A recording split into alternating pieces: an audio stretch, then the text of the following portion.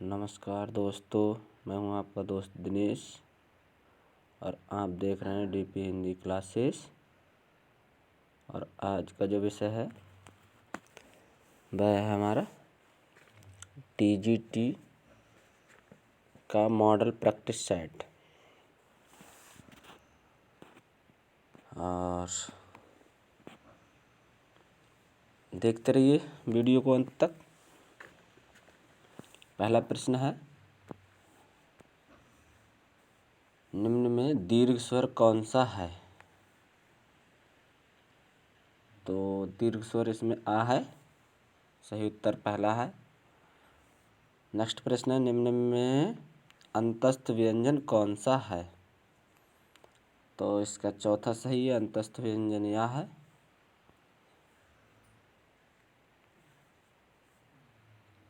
तीसरा प्रश्न है, निम्न में से महाप्राण व्यंजन कौन सा है? तो महाप्राण जो व्यंजन है कौन सा है? तो महाप्राण व्यंजन इसमें तीसरे नंबर भा है। अगला प्रश्न है, चौथा, निम्न में अघोष वर्ण कौन सा है?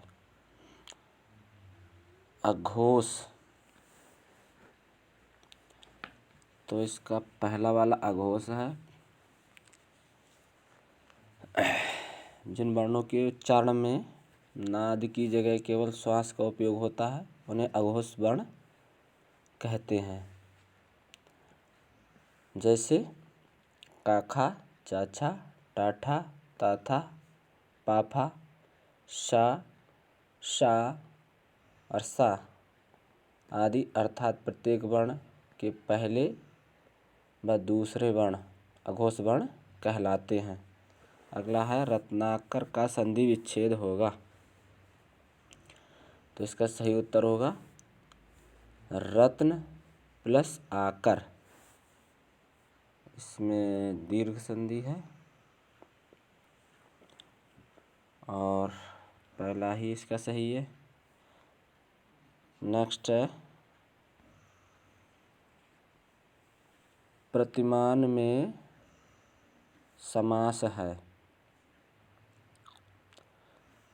तो छठा प्रश्न है हमारा, प्रतिमान में समास है। तो प्रतिमान में जो समास है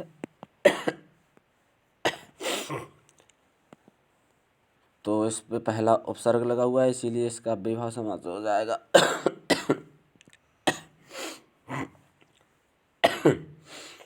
अगला प्रश्न है, निम्न में कौन सा शब्द देशज है?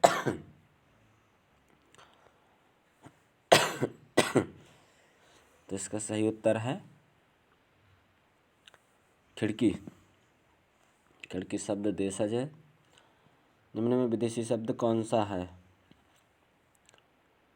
तो आठवें का हो जाएगा अमीर, विदेशी शब्द है। निम्न में संज्ञा शब्द है। तो निम्न में संज्ञा शब्द है, तो संज्ञा शब्द गंगा है। इसका सही उत्तर पहला हो जाएगा। और 10 का है, निम्न में सर्वनाम शब्द है। तो इसका सही उत्तर कुछ है, सर्वनाम शब्द है। अगला प्रश्न है 11वां,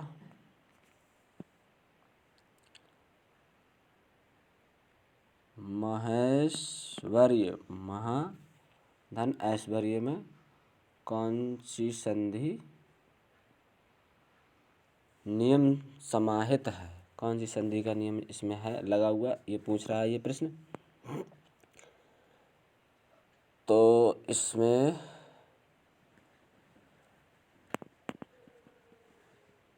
ग्यारहवें का ये वृद्धि संधि का उदाहरण है। और वृद्धि संधि का उदाहरण है और इसमें आ और ए या ए मिलकर ए हो जाते हैं। इस तरह से इसका उदाहरण हो महेश्वरी। तो इसका जो सही उत्तर होगा 11 का वो है चौथा।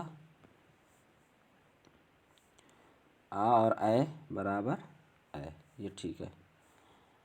नेक्स्ट है हमारा 12वां प्रश्न।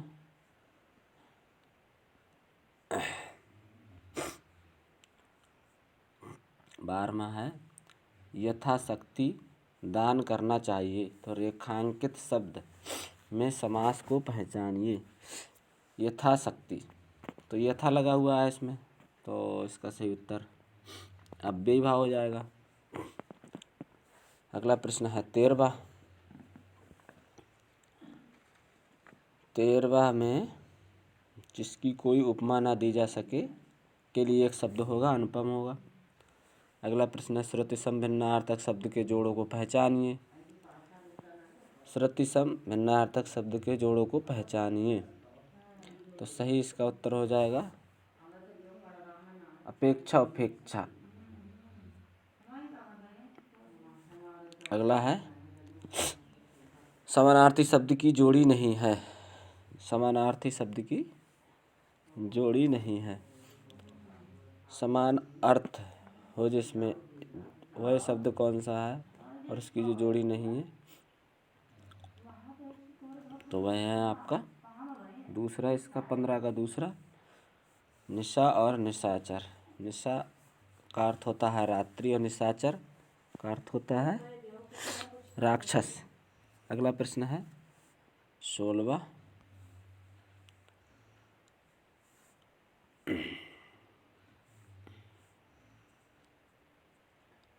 16वां, तो देखेंगे आजकल के बच्चे माता पिता की आंखों में धूल झोंकने में कुशल हैं। रेखांकित का अर्थ है, तो रेखांकित का ये पूछ रहा है कि इसमें जो धूल झोंकना है इसका अर्थ पूछ रहा है, तो इसमें है धूल झोंकने का अर्थ धोखा देना। अंधों में काना राजा रेखांकित लोकोक्ति का अर्थ है तो गुणहीनों के बीच एक गुणवान व्यक्ति, यही सही है इसका पहला ही। अगला है उत्तर प्रदेश में कौन सी भाषा नहीं बोली जाती है, तो उत्तर प्रदेश में जो है वो पहाड़ी भाषा नहीं बोली जाती है। अगला प्रश्न है 19वां।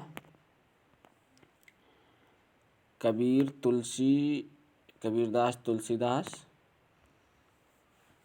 सूरदास आदि कौन से काल के संत कवि हैं, तो कबीरदास, तुलसीदास, सूरदास आदि ये भक्ति काल के कवि हैं। सही उत्तर हमारा बी होगा। अगला है 20वां। हिंदी भाषा को कौन सी लिपि में लिखा जाता है, तो सही उत्तर है तीसरा, देवनागरी लिपि में लिखा जाता है हिंदी भाषा को। नेक्स्ट प्रश्न है हमारा 21। देखेंगे हिंदी में ध्वनियाँ कितने प्रकार की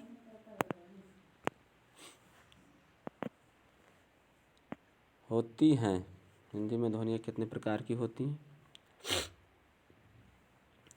तो 21वां है, तो ये जो होती हैं इसका सही उत्तर होगा 12 प्रकार की।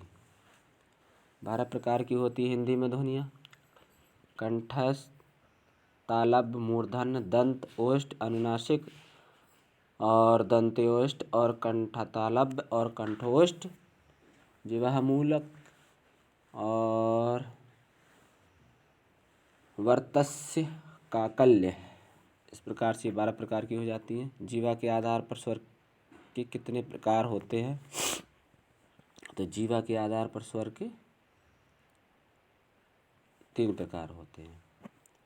पहला है अग्रस्वर, जिसमें ई ए, और दूसरा है मध्य स्वर जिसमें आ, और तीसरा है पश्च स्वर जिसमें उ, ओ, औ, आ। इस तरह से ये स्वर हो जाते हैं। अगला है संधि कितने प्रकार की होती है, तो संधि जो हमारी है वो 3 प्रकार की होती है। स्वर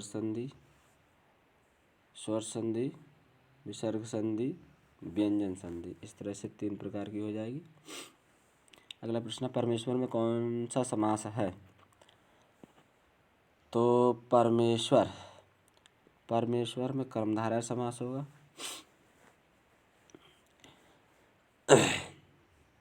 तो कर्मधारय में समस्त पद समान रूप से प्रधान होता है तथा विग्रह करने पर कोई नया शब्द नहीं बनता। कर्मधारय समास में व्यक्ति, वस्तु आदि की विशेषता का बोध होता है। इस तरह से इसकी परिभाषा होती है। अगला है अध्यक्ष में कौन सा उपसर्ग है? तो अध्यक्ष में अधि होना चाहिए, इसका सही उत्तर अधि।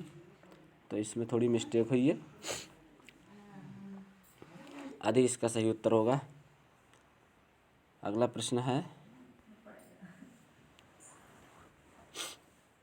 प्रश्न है हमारा 26वां।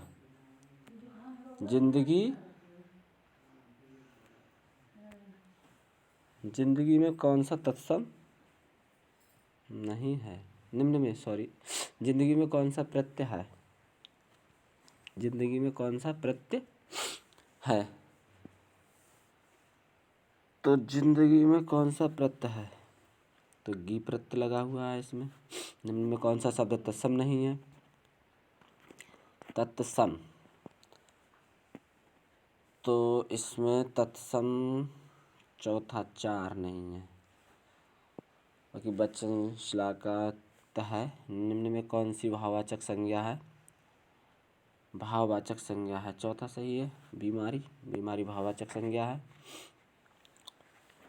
अगला सर्वनाम के कुल कितने भेद होते हैं? तो सर्वनाम के 6 भेद होते हैं। पुरुषवाचक सर्वनाम, निश्चयवाचक सर्वनाम, अनिश्चयवाचक सर्वनाम, संबंधवाचक सर्वनाम, प्रश्नवाचक सर्वनाम और निजवाचक सर्वनाम। इस तरह से 6 भेद हो जाते हैं। जो शब्द संज्ञा की विशेषता बताते हैं उन्हें क्या कहते हैं? संज्ञा की विशेषता बताए उन्हें विशेषण कहा जाता है। सही उत्तर है इसका दूसरा। अगला है राम सो रहा है। राम सो रहा है, इस वाक्य में कौन सी क्रिया है? तो राम सो रहा है, इस वाक्य में कौन सी क्रिया है? राम सो रहा है, इस वाक्य में कौन सी क्रिया है? तो इसका है अकर्मक क्रिया, पहला ही सही है इसका। और 32वां है कपड़ा का पर्याय बताइए। तो कपड़ा का पर्याय बस्सन है, सभी को पता है ये प्रश्न, बड़ा ही सरल है। अगला 33वां प्रश्न है।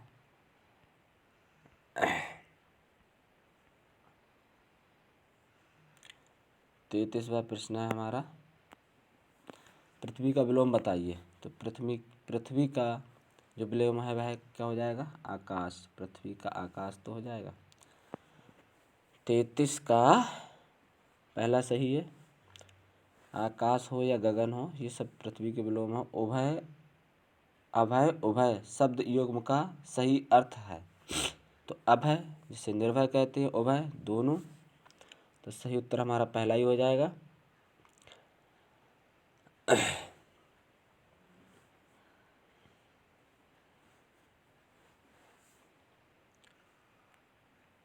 ये रहा 35वां प्रश्न, कौन सा शब्द शुद्ध है? तो इसका 46 यही सही है, पहला ही सही है। 35 का 46 हो जाएगा। 46 शब्द शुद्ध है। और ये वर्तनी के हिसाब से पूछे जाते हैं अक्सर, तो 46 याद ध्यान से देखिएगा इसको। बाकी तीनों गलत हैं। 36वां, डॉक्टर रामकुमार वर्मा किसके लिए प्रसिद्ध है? तो डॉक्टर रामकुमार वर्मा है एकांकी के लिए प्रसिद्ध, एकांकीकार हैं डॉक्टर रामकुमार वर्मा। अगला 37वां प्रश्न, निम्न में कौन सा उपन्यास जैनेन्द्र रचित है? तो इनमें दिए गए हैं, तो सेवा सदन तो मुंशी प्रेमचंद का है, और पुनर्नवा जो है वो हजारी प्रसाद द्विवेदी का है। तो इसका सही उत्तर हो जाएगा 37 का परख। जैनेन्द्र रचित उपन्यास है परख। अगला प्रश्न 38वां है, निर्गुण भक्ति काव्य के प्रमुख कवि हैं। तो निर्गुण भक्ति काव्य के प्रमुख कवि जो हैं, निर्गुण भक्ति काव्य के प्रमुख कवि सूरदास जी को कबीरदास जी को कहा जाता है। तो इसका तीसरा सही है। खड़ी बोली का प्रथम महाकाव्य कौन सा है? प्रिय प्रवास है। खड़ी बोली का महाकाव्य प्रिय प्रवास है। और इनके जो लेखक वह हैं अयोध्या सिंह उपाध्याय हरिओद। ठीक है, हरिओद। और कमानी जयशंकर प्रसाद की, साकेत मैथिली षडगोप्त की और नीरजा महादेवी वर्मा की रचना है। अगला है, गबन मुंशी प्रेमचंद का प्रमुख उपन्यास है। तो यहाँ पर उपन्यास भरा जाना चाहिए खाली जगह में। गबन मुंशी प्रेमचंद का प्रमुख उपन्यास है। काव्य संग्रह नहीं है, कहानी संग्रह नहीं है, निबंध संग्रह नहीं है, उपन्यास है। ये तो सभी को पता होगा। उपन्यास में मानव चरित्र का आख्यान किसने कहा है? उपन्यास को मानव चरित्र का आख्यान किसने कहा है? तो ये सम्राट मुंशी प्रेमचंद जी ने कहा है। भूषण की कविता का प्रधान स्वर है। ये प्रशस्ति परक है। भूषण की कविता का प्रधान स्वर है प्रशस्ति परक। भूषण शिवाजी और छत्रसाल के दरबारी कवि थे। भूषण की कविता का प्रधान स्वर प्रशस्ति परक था। सही उत्तर दूसरा है इसका। नेक्स्ट है 43वां, द्विवेदी युग के किस कवि को पद्म विभूषण सम्मान प्राप्त हुआ था? तो द्विवेदी युग के किस कवि को? तो इसका सही उत्तर हो जाएगा द्विवेदी युग के मैथिली षडगोप्त जी को पद्म विभूषण सम्मान प्राप्त हुआ था।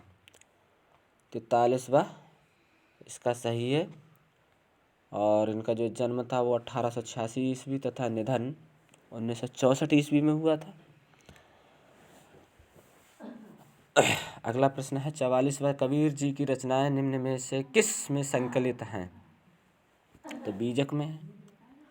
बड़ा सरल प्रश्न है ये भी।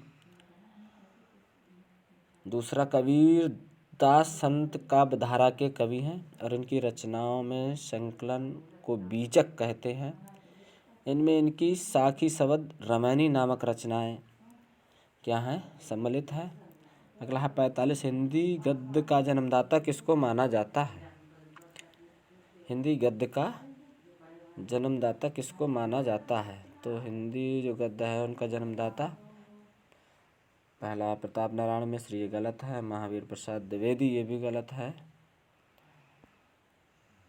45वां का भारतेंद्र हरिश्चंद्र होना चाहिए। तीसरा सही है ये, भारतेंद्र हरिश्चंद्र। तो सही उत्तर है हमारा भारतेंद्र हरिश्चंद्र।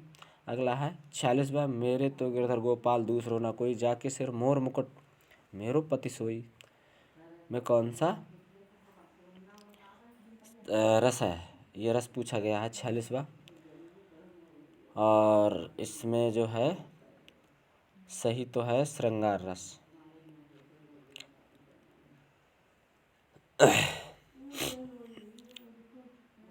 तो इसका दूसरा सही होगा। शांत रस का स्थायी भाव क्या है? शांत रस, तो शांत रस का निर्वेद स्थायी भाव होता है इसका। चौथा सही है।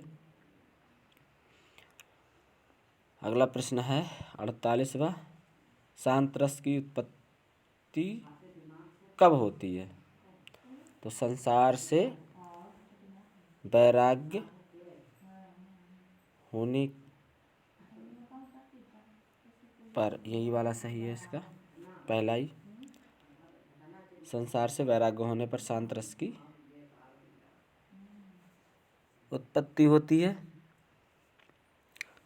और इसका जो स्थायी भाव है वह है निर्वेद, अभी देखा था हमने। अगला है नहीं पराग नहीं मधुर मधु, नहीं विकास यही काल, अली कली ही सुबांधियो, आगे कौन हवाल। तो पूछ रहा है ये दोहा है, सोरठा है, बरबय है या छप्पय है। तो इसका सही जो उत्तर होगा वह है दोहा।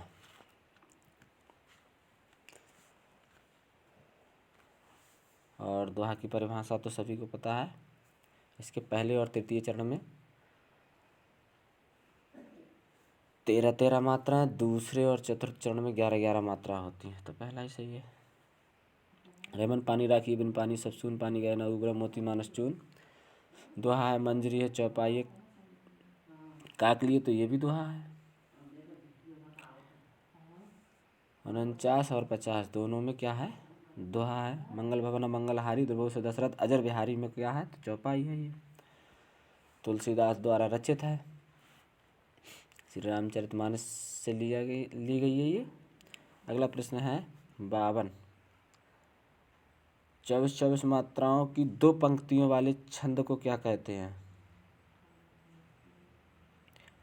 24-24 मात्राओं की 2 पंक्तियों वाले छंद को क्या कहते हैं। तो 2 पंक्तियाँ सोरठा में भी होती हैं, इसमें भी 24 मात्रा होती हैं। 11-13 बराबर 24 और दोहा, दोनों इसके उत्तर सही हैं। अगला है छंद शब्द का उल्लेख कहाँ मिलता है। तो पूछ रहा है छंद शब्द का सर्वप्रथम उल्लेख कहाँ मिलता है। तो इसका ऋग्वेद सही है। छंद शब्द का उल्लेख सर्वप्रथम कहाँ मिलता है, तो ऋग्वेद में मिलता है। अगला है भरत के रस सूत्र में निम्नलिखित में से किसका उल्लेख नहीं है। तो भरत के रस सूत्र में से किसका उल्लेख नहीं है। 54वां प्रश्न है और इसका जो है सही उत्तर स्थायी भाव। भरत के रस सूत्र में निम्नलिखित में से किसका उल्लेख नहीं है, तो ये स्थायी भाव का उल्लेख नहीं दिया गया है। अगला है संचारी भाव की कुल संख्या होती है, तो 33 होती है, सभी को पता है, बड़े सरल प्रश्न है। संचारी भाव की जो संख्या है वो कितनी होती है, 33 होती है। संचारी भाव चंचल विकार को कहते हैं। क्षण भर आते हैं, क्षण भर में चले जाते हैं। 55। अगला प्रश्न 56वां। राम नाम जपना पराया माल अपना, लोकोक्ति का सही अर्थ है धोखे से धन, धोखे से धन जमा करना, पहला ही इसका सही है। नेक्स्ट है परोपदेश कुशल बहुतेरे, लोकोक्ति का सही अर्थ है दूसरों को उपदेश देने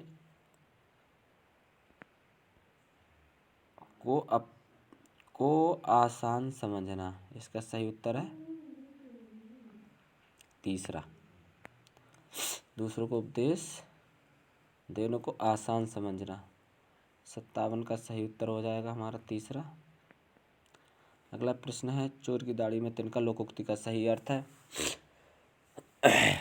चोर आडंबर दिखाता है, ये नहीं है। चोर आडंबर से परे रहता है, ये भी नहीं। चोर कभी उपकार नहीं करता, ये भी नहीं। राती सदा शंका से घिरा रहता है, ये सही है। तो इसका कौन सा हो जाएगा, चौथा। 58 का सही उत्तर होगा चौथा, अपराधी सदा शंका से घिरा रहता है। चोर की दाढ़ी में तिनका, सिर सहलाए भेजा खाए, इस तरह से क्या है, इसका सही उत्तर है चापलूस के कहने पर करना, दोस्त बनकर हानि पहुंचाना, किसी सर पर सवार रहना, एकदम निकट आकर शोरगुल करना, ये नहीं। तो 59 का जो सही उत्तर है वो दूसरा है दोस्त बनकर हानि पहुंचाना, सिर सहलाए भेजा खाए। इस तरह से इसका सही उत्तर दूसरा हो जाएगा। अगला है 60, दूर के ढोल सुहावने लगते हैं, तो इसका पहला ही सही है, अंधे की वस्तु भाना। 60 का पहला ही सही है। अगला है 61वां, छाती पर सांप लौटने का सही अर्थ है। 61 का छाती पर सांप लौटना का सही अर्थ है तो कष्ट पहुंचाना, और दूसरा है इसका दुखी होना। तीसरा छाती जलना, ईर्ष्या होना, यही सही होगा इसका। 61 का ईर्ष्या होना सही है इसका, ईर्ष्या होना। गाल बजाना का सही अर्थ है अतिशयोक्तिपूर्ण वचन।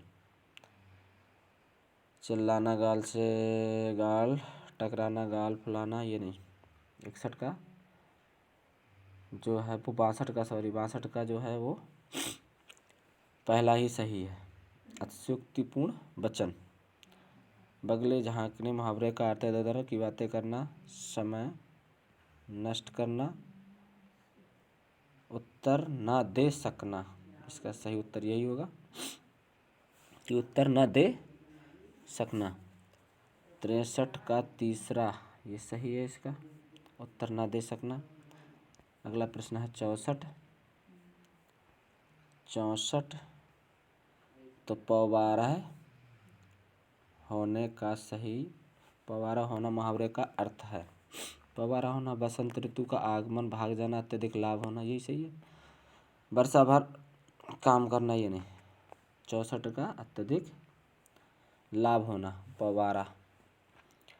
65 का नीम हकीम खतरे जान का अर्थ है अल्पज्ञान हानिकारक होता है, ये सही है इसका।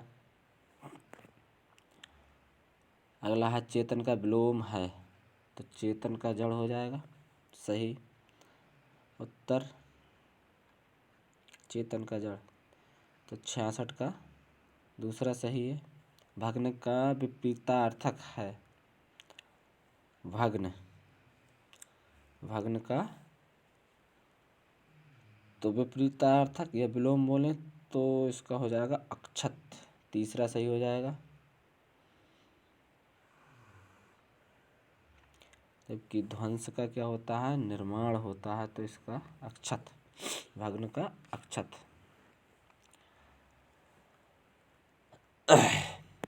अगला है 68वां, आमिष विपरीतार्थक बनाने के लिए आप किस उपसर्ग का प्रयोग करेंगे। तो विपरीतार्थक ये आमिष है, तो इसका निमिष हो जाएगा, ये सही होगा। तीसरा, निम्नलिखित में से कौन मृदुल का विपरीतार्थक शब्द है। तो मृदुल का विपरीतार्थक शब्द, तो मृदुल का विपरीतार्थक शब्द हो जाएगा कठोर।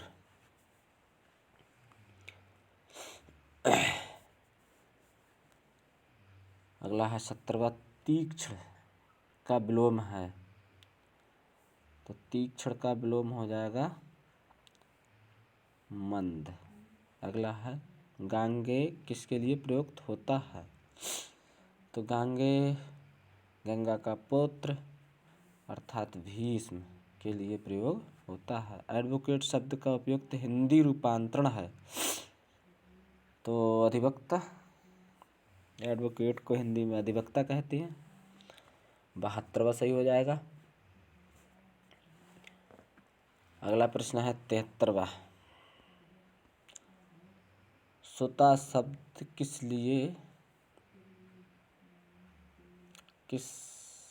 सुता शब्द किस लिए प्रयुक्त होता है, तो सुता शब्द किस लिए प्रयुक्त होता है, तो सुता शब्द, तो सुता मीन्स क्या होता है, पुत्री होता है, इसका दूसरा सही है। 73वां, सुता बुद्धि के लिए प्रयोग होता है। अगला प्रश्न है, निम्नलिखित में से कौन शब्द वायु का समानार्थी है? वायु का अनलाक का हो गया, अनिल हो जाएगा वायु का। 73 का और 74 का दूसरा सही होगा। अगला है प्रश्न, द्रुवहुसु दशरथ अजिर बिहारी में गहरे काले शब्द का क्या अर्थ है?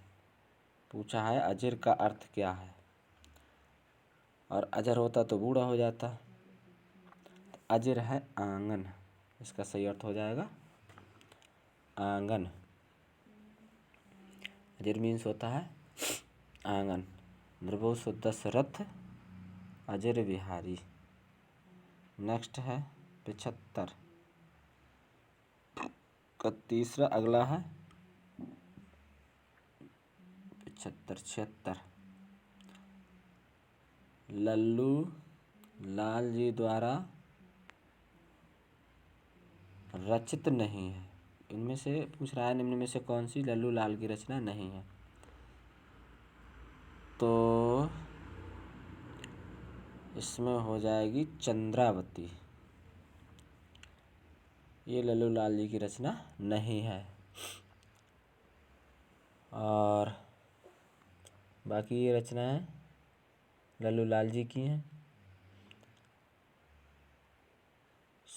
लल्लू लाल जी की जो रचनाएं हैं वो हैं सिंगावती सी, शकुंतला नाटक, प्रेम सागर। ये रचनाएं किसकी हैं? लल्लू लाल जी की हैं। और ये वाली जो रचना है चंद्रावती, ये नहीं है। इसका सही उत्तर हो जाएगा चंद्रावती। अंगवधू किस कवि की रचना है? तो अंगवधू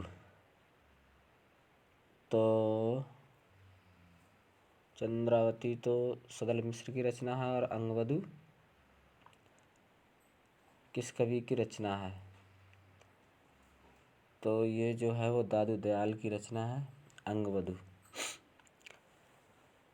अंगवधू दादू दयाल की है। अगला है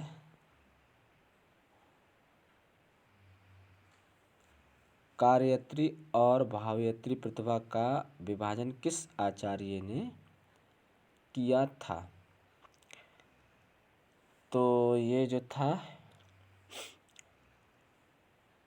राजशेखर जी ने किया था। कार्यत्री और भावयत्री का जो विभाजन है वो राजशेखर जी ने किया था।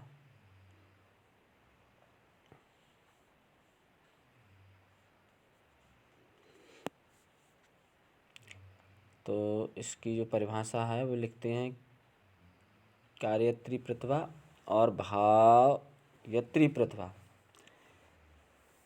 कवि का उपकार करने वाली प्रतिभा को कार्यत्री प्रतिभा कहते हैं, तथा सहृदय उपकार करने वाली प्रतिभा को भावयत्री प्रतिभा कहते हैं। राजशेखर द्वारा लिखित ग्रंथ का नाम है काव्य मीमांसा। अगला है कर्मठ कठमलिया। कर्मठ कठमलिया ज्ञानी ज्ञान विहीन तुलसी त्रिपथ बिहाय को राम दुलारे दीन। तो इसका सही उत्तर हो जाएगा निर्गुण सगुण मुक्ति मार्ग, दूसरा है उत्तम मार्ग, मध्यम मार्ग और निम्न मार्ग, दैत अदैत और दैत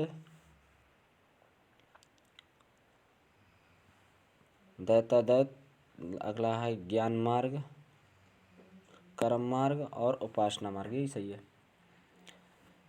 कर्म मार्ग, ज्ञान मार्ग और उपासना मार्ग को त्रिपथ कहते हैं, 3 रास्ते कहते हैं। अगला है 80 एक प्लेट सैलाब कहानी की लेखिका हैं। एक प्लेट सैलाब कहानी की लेखिका हैं तो मन्नू भंडारी हो जाएंगी इनकी। एक प्लेट सैलाब 1968 ईस्वी में ये लिखी गई रचना है। और भी इनकी रचनाएं हैं। मैं हार गई 1957 में है। यही सच है 1966 ईस्वी में है। तीन निगाहों की एक तस्वीर 1968 ईस्वी में है। त्रिशंकु 1978 ईस्वी में है।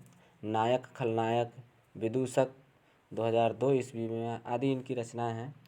अगला है रंग दे बसंती चोला नाटक के रचनाकार हैं। तो इसका सही उत्तर हो जाएगा भीष्म साहनी। ये भीष्म साहनी जी की रचना है 1998 ईस्वी। और ये भीष्म साहनी द्वारा लिखित एक नाटक है। और ये जो है रंग दे बसंती चोला जलियांवाला हत्याकांड से संबंधित है, उस पर आधारित ये नाटक है। और भीष्म साहनी जी की अन्य नाटक भी हैं। हनुष है, कबीरा खड़ा बाजार, हनुष 1977, कबीरा खड़ा बाजार 1981, माधवी 1985 आदि इनकी रचनाएं हैं। अगला प्रश्न है कौन सा उपन्यास भगवती चरण वर्मा का नहीं है। 82वां है कौन सा उपन्यास भगवती चरण वर्मा का नहीं है। तो ना आने वाला कल, चौथा इसका उत्तर सही हो जाएगा। ना आने वाला कल भगवती चरण वर्मा का उपन्यास नहीं है। ये उपन्यास जो है ना आने वाला कल मोहन राकेश द्वारा लिखित उपन्यास है। 1968 ईस्वी में लिखा गया था। निर्मल वर्मा द्वारा रचित निबंधों का संग्रह नहीं है।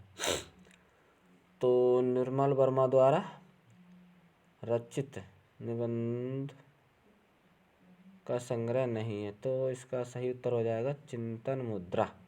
चिंतन मुद्रा 1977 ईस्वी विष्णुकांत शास्त्री द्वारा लिखित है। तो सही उत्तर इसका तीसरा हो जाएगा। प्रकाशन की दृष्टि से निम्नलिखित कृतियों का सही अनुक्रम है। तो प्रकाशन की दृष्टि से तो सही अनुक्रम हो जाएगा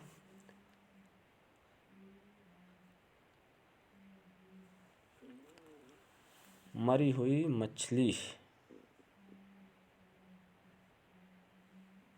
यह मछली मरी हुई 1966 ईस्वी पहला ये और ये राजकमल द्वारा रचित है। अगला है चौधरी महाभोज 1979 की ये रचना है जो मन्नू भंडारी द्वारा है। महाभोज हो गई। अगली जो रचना है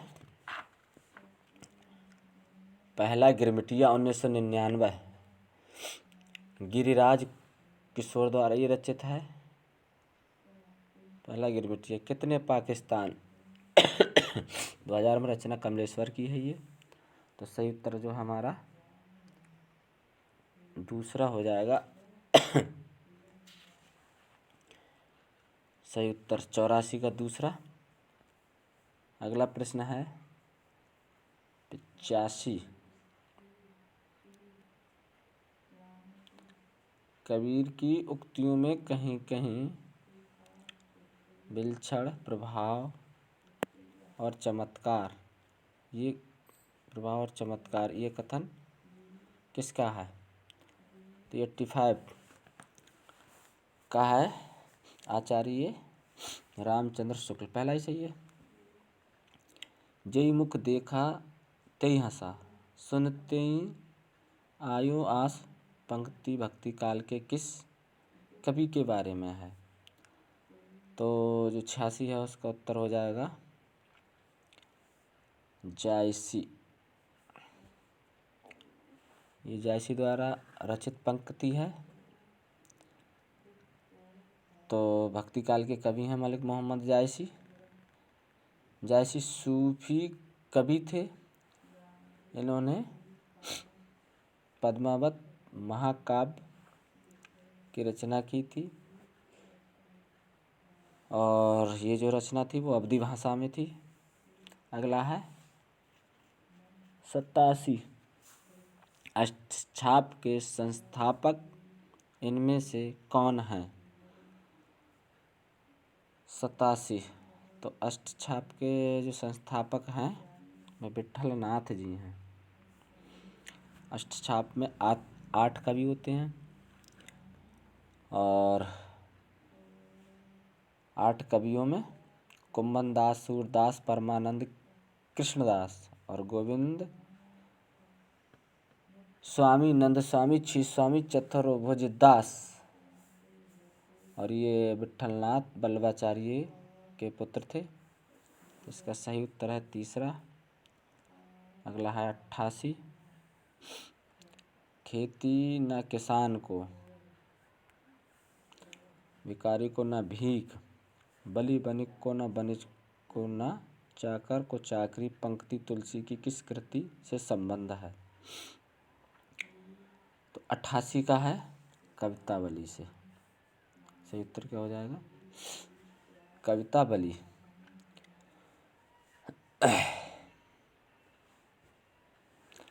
कवितावली रचना है वो कवित्त सवैया शैली में लिखी हुई है। ये मुक्तक काव्य ग्रंथ है। ये ब्रजभाषा में लिखा गया है। अगला है 89 जहांगीर जसचंद्र का रचना किसकी है? जहांगीर जसचंद्र का तो ये केशव दास की प्रसिद्ध रचना है। जहांगीर जसचंद्र का। इनकी अन्य रचनाएं भी हैं। रसिक प्रिया है, कवि प्रिया है, रामचंद्र का है, रतन बाबनी है, नक्सिक है, जहांगीर जसचंद्र का। इस तरह से इनकी रचनाएं हैं। अगला है 90 संपत्ति शास्त्र की भूमिका लेख किस पत्रिका में छपा था? तो इसका सही उत्तर है दूसरा। संपत्ति शास्त्र की भूमिका लेख किस पत्रिका में छपा था? तो सरस्वती पत्रिका में ये छपा था, जो कि मासिक थी और इसके संपादक महावीर प्रसाद द्विवेदी भी रहे हैं 1903 ईस्वी में। अगला प्रश्न है 91 प्रेम का पयोधि तो उमड़ता है सदा ही निस्सीम भू पर। ये पंक्ति किस छायावादी कवि की है? तो इसका जो सही उत्तर होगा निराला। निराला जी की, सूर्यकांत त्रिपाठी निराला जी की ये पंक्तियां हैं। और जिनका जन्म है वो 1897 से 1963 ईस्वी। छायावाद के आधार स्तंभ थे ये सूर्यकांत त्रिपाठी निराला। अपनी कविता में इन्होंने यौवन के चरम में प्रेम के वियोगी स्वरूप को घेरा है।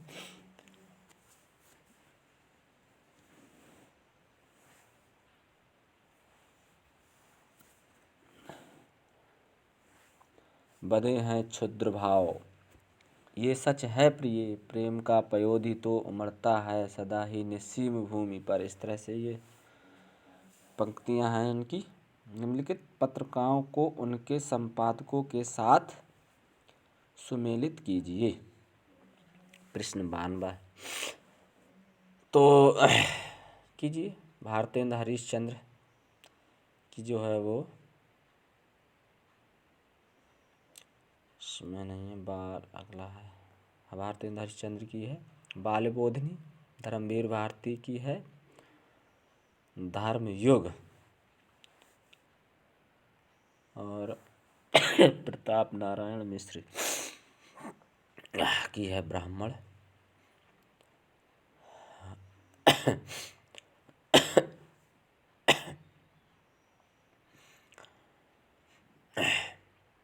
तो सही उत्तर इसका हो जाएगा 92 का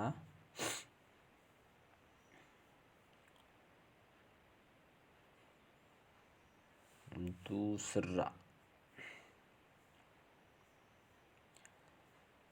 सही उत्तर हो जाएगा 92 का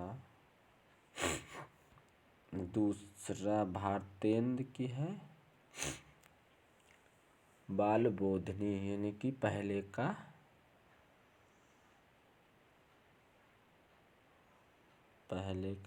पांचवा बाल बोधनी। तो पहले का पांचवा दूसरा सही है इसका, पहले और किसी विकल्प में भी नहीं है, तो सही उत्तर हो जाएगा हमारा दूसरा। अगला प्रश्न है,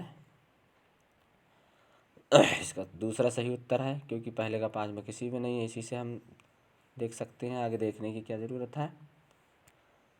अगला है, निम्नलिखित काव्य कृतियों को उनके रचनाकारों के साथ सुमेलित कीजिए। ये 93वां है।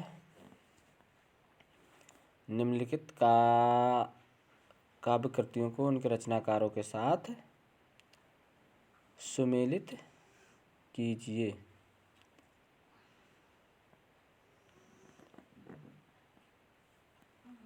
तो इसका जो सही उत्तर होगा, भूरी भूरी खाक धूल, ये मुक्ति बोध की रचना है। भूरी भूरी खाक धूल मुक्ति बोध की रचना है, यानी कि एक का दूसरा, तो एक का दूसरा चौथे में है ये, तो सही उत्तर हमारा हो जाएगा चौथा। और बी का तीसरा, यानी कि गंगा तट ज्ञानेंद्रपति की है। और सी का चौथा, स्त्री मेरे भीतर, तो इसका पवन कर्ण हो जाएगा। और डी का पहला, इस पौरुषपूर्ण समय में, तो यह है कात्यायनी। सही उत्तर इस हमारा चौथा। अगला है, निम्नलिखित काव्य शास्त्रीय आचार्यों को उनकी कृतियों के साथ सुमेलित कीजिए। तो सही उत्तर हो जाएगा इसका हमारा 94 का। तो राजशेखर की काव्य मीमांसा, राजशेखर की काव्य मीमांसा पहले का चौथा, तो पहले का चौथा दो में है ऑप्शन, पहले वाले में और चौथे वाले में। दूसरा देखते हैं, अभिनव गुप्त, अभिनव गुप्त बी, तो अभिनव गुप्त का है धन्यावलोकन, तो अभिनव गुप्त का है धन्यावलोकन या धन्यावलोचन इसमें लिखा हुआ है। तो बी का पहला, तो बी का पहला ही सही है इसका, इसी में दिया गया है, सही विकल्प है हमारा पहला। इस तरह के प्रश्न काफ़ी पूछे जाते हैं। अगला है 95, आला किस ऋतु में गाए जाते हैं। आला जो है वो परमाल रासव, आला परमाल रासव पर आधारित जगनिक द्वारा लिखित है। इसका एक खंड है आला, ये वर्षा ऋतु में सुनी जाती है।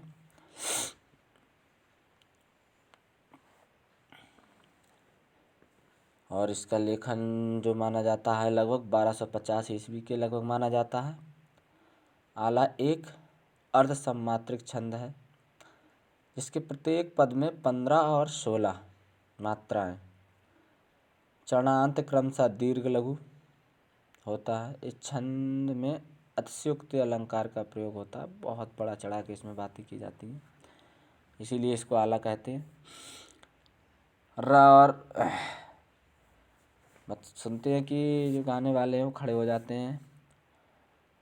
96 रस निष्पत्ति के संदर्भ में अनुमितिवाद की स्थापना किसने की? तो भरत के रससूत्र की व्याख्या शंकुक ने अनुमितिवाद के नाम से की है। तो इसका शंकुक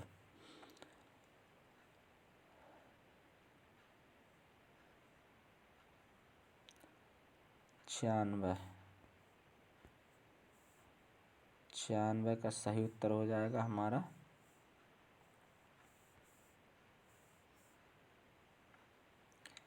शंकुक। 96 का सही उत्तर क्या हो जाएगा हमारा शंकुक, यानी कि तीसरा। जयदेव से प्रभावित विद्यापति की कौन सी रचना है? तो जयदेव से प्रभावित विद्यापति की जो रचना है वह पदावली है। विद्यापति मैथिली भाषा के अद्वितीय कवि हैं। इन्होंने 14वीं सदी में जयदेव की गीत गोविंद रचना से प्रभावित होकर पदावली काव्य की रचना की थी। इसमें भक्ति और श्रृंगार का अनूठा संगम है। राधा कृष्ण के प्रेम और उनके सौंदर्य का वर्णन किया गया है पदावली में। अगला प्रश्न है 98। आचार्य भरत के अनुसार नाट्य मंच कितने होते हैं? ये कितने प्रकार के होते हैं? तो भरत मुनि ने इनको 3 प्रकार का बताया है। पहला है विकृष्ट आयताकार,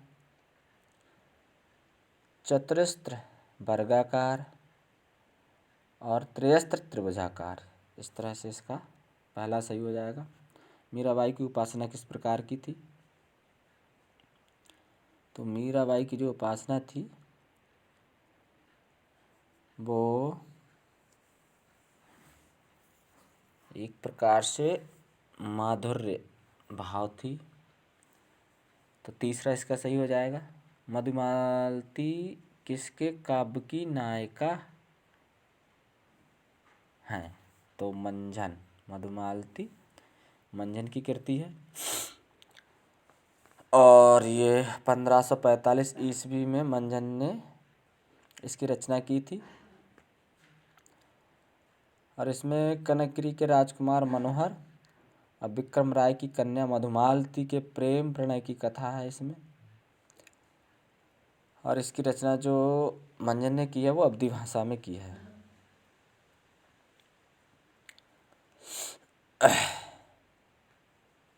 अगला है रामाज्ञा प्रश्नावली किसकी रचना है? तो रामाज्ञा प्रश्नावली जो रचना है वह तुलसीदास जी की रचना है।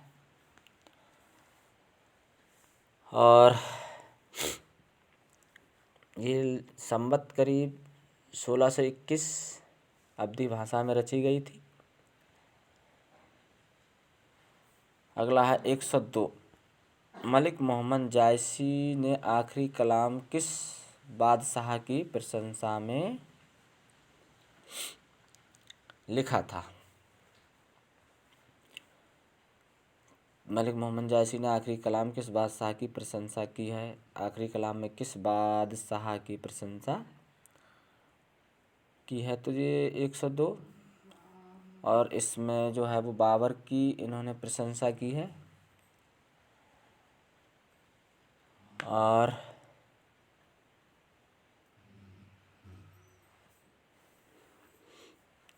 इसकी जो रचना है वो फारसी भाषा में की गई थी। रसखान किसके शिष्य थे? तो जो रसखान थे वो गोस्वामी विट्ठल नाथ जी के शिष्य थे। शब्दार्थ सहितो काव्यम काव्य लक्षण के प्रणेता हैं। शब्दार्थ सहितो काव्यम, शब्दार्थ सहितो काव्यम इसका ये तो जो भामा की पंक्तियां हैं ये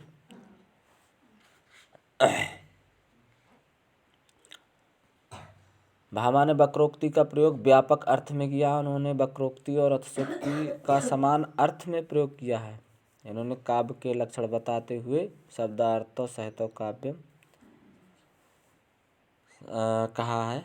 कामरेड का कोट किसकी रचना है? तो कामरेड का कोट ये संजय की रचना है। तीसरा इसका सही है। अगला है 106। श्यामा स्वप्न के लेखक कौन है? तो श्यामा स्वप्न के जो लेखक हैं, श्यामा स्वप्न के लेखक जो हैं वो हैं ठाकुर जगमोहन सिंह। सही उत्तर है इसका ठाकुर जगमोहन सिंह। यह 1888 ईस्वी में उपन्यास विधा की रचना है। और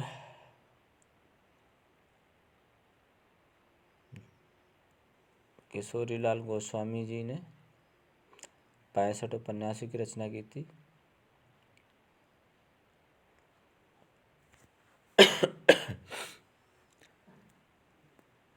अगला है मेरी तेरी उसकी बात के लेखक कौन है? तो मेरी तेरी उसकी बात के जो लेखक हैं वो हैं यशपाल। मेरी तेरी उसकी बात 1974 ईस्वी की रचना है। ये यशपाल द्वारा लिखित उपन्यास है। इस उपन्यास में स्वाधीनता आंदोलन में गांधी जी के आगमन से लेकर स्वतंत्रता प्राप्ति तक उत्तर भारतीय समाज में राजनीतिक संघर्ष का चित्रण किया गया है। यशपाल के अन्य उपन्यास हैं दादा कामरेड 1941 प्रथम उपन्यास है इनका। देशद्रोही 1943 और पार्टी कामरेड 1946। इस तरह से इनके उपन्यास हैं। झूठा सच भी है, 12 घंटे हैं, अप्सरा का सांप भी है, क्यों फंसे, इस तरह से इनके काफ़ी कुछ हैं। और अगला जो प्रश्न है हमारा 108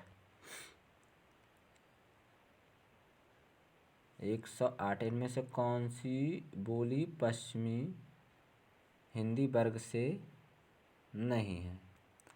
कौन सी बोली पश्चिमी हिंदी वर्ग से नहीं है? पश्चिमी हिंदी वर्ग से नहीं है तो अवधी ही नहीं है। ब्रजभाषा, बुंदेली, कन्नौजी ये सभी हैं। अवधी पश्चिमी से नहीं है। अवधी तो पूर्वी हिंदी के अंतर्गत बोले जाने वाली भाषा है ये, जिसका क्षेत्र इलाहाबाद, फतेहपुर और उन्नाव, रायबरेली, सीतापुर, गोंडा, बस्ती, बहराइच, सुल्तानपुर, प्रतापगढ़, बाराबंकी आदि क्षेत्र इसका पड़ता है। और पूर्वी के अंतर्गत आती है ये। और पूर्वी में जो भाषा आती हैं अवधी, बघेली, छत्तीसगढ़ी, इस तरह से कुछ लोग इसको टक बताते हैं। ABC अवधी, बघेली, छत्तीसगढ़ी ट्रिक है इसकी। अगला है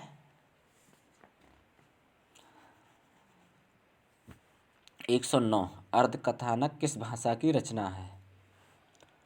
तो अर्धकथानक जो है वो ब्रज भाषा की रचना है। अर्धकथानक ब्रज भाषा की रचना है, जो कि 1641 ईस्वी में इसको लिखा गया था।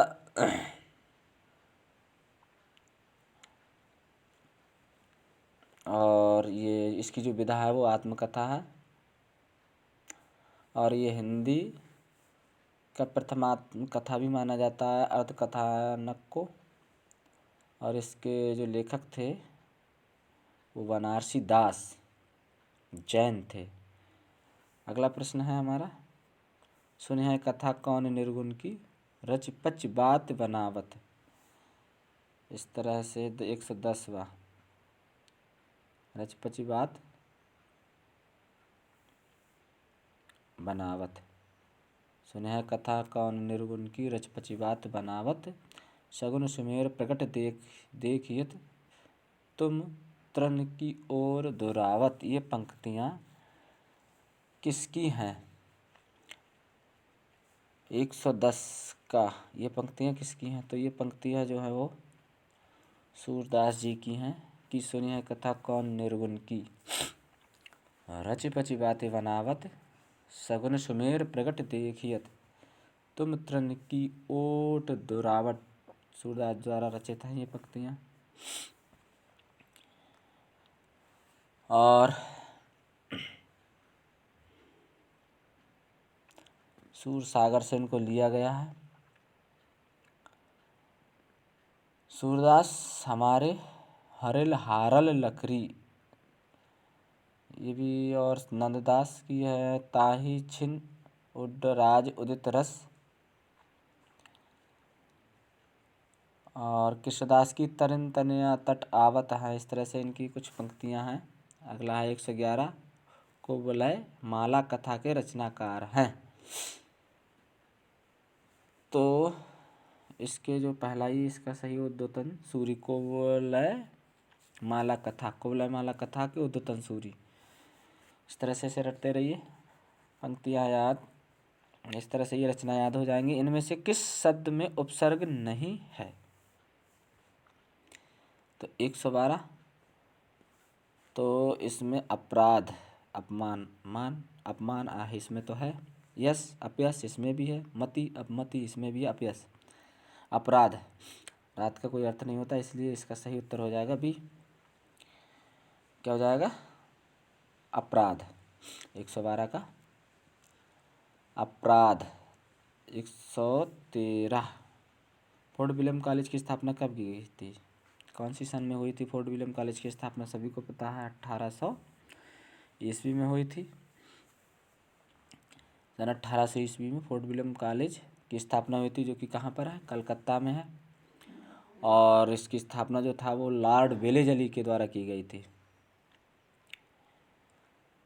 और खड़ी बोली, हिंदी की जो खड़ी बोली है, इसके विकास का इसमें बड़ा योगदान रहा है। अगला प्रश्न है हमारा 114, सरस्वती पत्रिका के प्रथम संपादक हैं। तो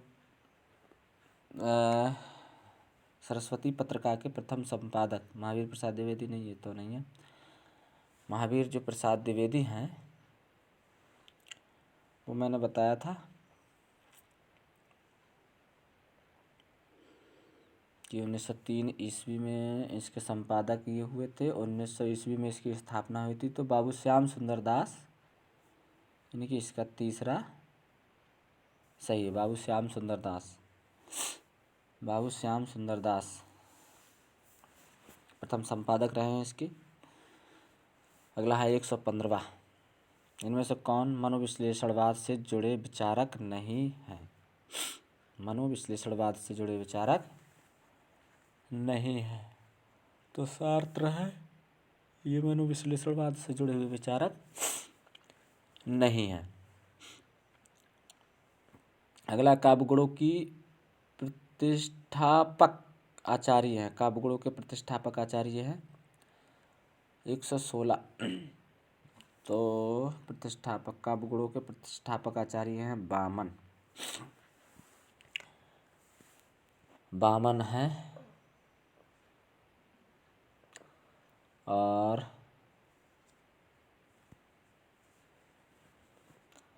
काव्यगुण को नित्य धर्म तथा अलंकार को अनित्य धर्म माना है इन्होंने। वैदग्ध्याभंगी वर्णति किस सूत्र है? किसका सूत्र है? 117। तो 117 का जो सही उत्तर है वह है कुंतक। आचार्य कुंतक ने वक्रोक्ति का स्वरूप स्पष्ट करते हुए वक्रोक्ति वैदग्ध्यमंगी और भाणी निरूपते, अर्थात वक्रोक्ति कर्म कौशल पर आधारित वाक वैचित्र अभिव्यक्ति है। इस तरह से इन्होंने माना है इसको। 118 हठयोग का प्रभाव निम्नलिखित कवियों में से किस पर पड़ा? तो इसका सही उत्तर है गोरखनाथ। इसका सही उत्तर है गोरखनाथ। हठ एक प्रतीकात्मक शब्द है। हा का अर्थ है सूर्य, पिंगला नाड़ी। ठा का अर्थ है चंद्र, इड़ा नाड़ी। पिंगला और इड़ा के योग से कुंडली को जागृत करके षट चक्रों का भेदन करते हुए कुंडली का बाह्यरंध्र में प्रवेश अमृत प्राप्त करना ही हठयोग साधना है। नाथ मत के गोरखनाथ ने हठयोग का उपदेश दिया था। हिंदी साहित्य हठयोग साधना का प्रवचन गोरखनाथ से ही हुआ है। आगे चलकर कबीर, सूरदास, चरणदास आदि संतों ने इसी हठयोग की साधना का जो था वो कुछ अपनाया है, या कहें कि कुछ प्रभाव दिखाई दिया है इनके अंदर। अगला है 108, 118 के बाद 119, 119।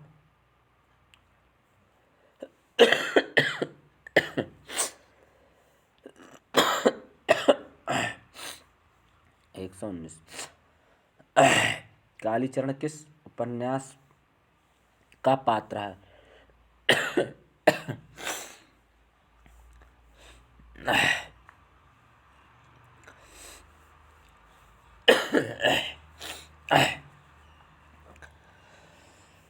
सर्दी हो गई है। तो कालीचरण है मैलांचल फणीश्वर नाथ रेणु रेणु का आंचलिक उपन्यास है। इसमें कालीचरण उपन्यास का एक महत्वपूर्ण पात्र है। तो इसका सही जो उत्तर होगा मैला आंचल किसका है? फणीश्वर नाथ रेणु जी का है ये। अगला है इनमें से कौन सी महिला कथाकार नहीं है? कौन सी महिला कथाकार नहीं है? 120। तो 100 इनमें कौन सी महिला हिंदी कथाकार नहीं है? तो 120 का जो सही उत्तर है हमारा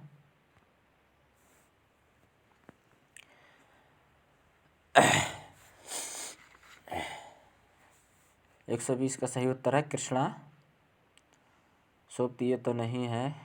राजी सेठ, मधु कांकरी, महाश्वेता देवी। 120 का सही उत्तर है हमारा चौथा महाश्वेता देवी।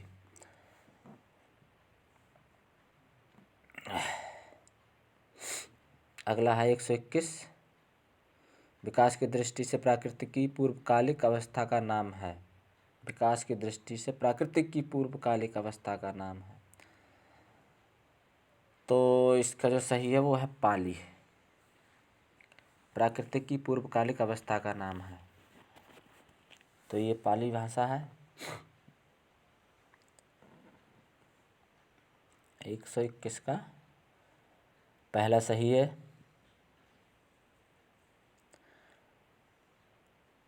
और इनका जो क्रम है वह है वैदिक संस्कृत सबसे पहले, फिर इसके बाद में लौकिक संस्कृत, फिर पाली, इसके बाद में फिर प्राकृत, अपभ्रंश को ही अबहट्ट कहते हैं, फिर प्रारंभिक हिंदी। इस तरह से इसका सही क्रम है। अगला 122 गोकुलनाथ की रचना है। तो गोकुलनाथ की रचना जो है वो 84 वैष्णवन की वार्ता है, अर्थात चौथा सही है इसका।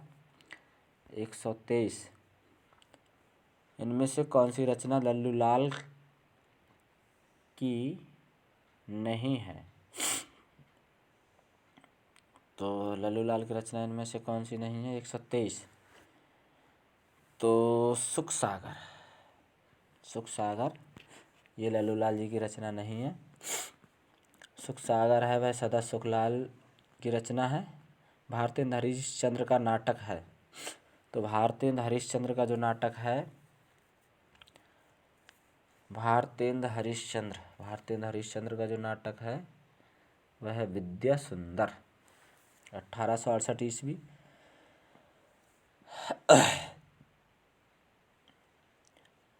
तो सही उत्तर हो जाएगा इसका चौथा। लास्ट प्रश्न है हमारा, निम्नलिखित पत्रिकाओं को उनके प्रकाशन स्थान से सुमेलित कीजिए कि कौन सी पत्रिका कौन से स्थान से प्रकाशित होती थी। तो नागरिक प्रचारणी सभा ये जो होती थी वो काशी से होती थी, यानी कि पहले का कौन सा हो जाएगा, नागरिक प्रचारणी सभा का काशी, इस तरह से मिला लेंगे। नागरिक प्रचारणी सभा का काशी। बी सम्मेलन पत्रिका, तो सम्मेलन पत्रिका जो थी वो इलाहाबाद से प्रकाशित होती थी। सम्मेलन पत्रिका इलाहाबाद से प्रकाशित होती थी, ये सही हो जाएगा। पहल पत्रिका जो थी वो जबलपुर से प्रकाशित होती थी। पहल पत्रिका जबलपुर से प्रकाशित होती थी। और नया प्रतीक, जो नया प्रतीक है वह आज्ञा द्वारा इसके मतलब उसके संपादक थे नया प्रतीक के, और ये जो थी वो दिल्ली से प्रकाशित होती थी। इस तरह से इसका जो मिलान है, तो सही उत्तर इसका हमारा है यानी कि पहले का चौथा। तो पहले का चौथा तीसरे में है, चौथे में है, पहले का चौथा और बी का पहला। तो बी का पहला अर्थात हमारा ये चौथा वाला ऑप्शन सही है। इस तरह से हमने 125 प्रश्न देखे और उम्मीद है कि ये वीडियो आपको पसंद आई होगी, और पसंद आई हो तो इसको लाइक, सब्सक्राइब और शेयर ज़रूर करें। इसी तरह से हम वीडियो बनाते रहेंगे, और टीजीटी पीजीटी के लिए बड़ी महत्वपूर्ण वीडियो है। तब तक के लिए धन्यवाद, नमस्कार।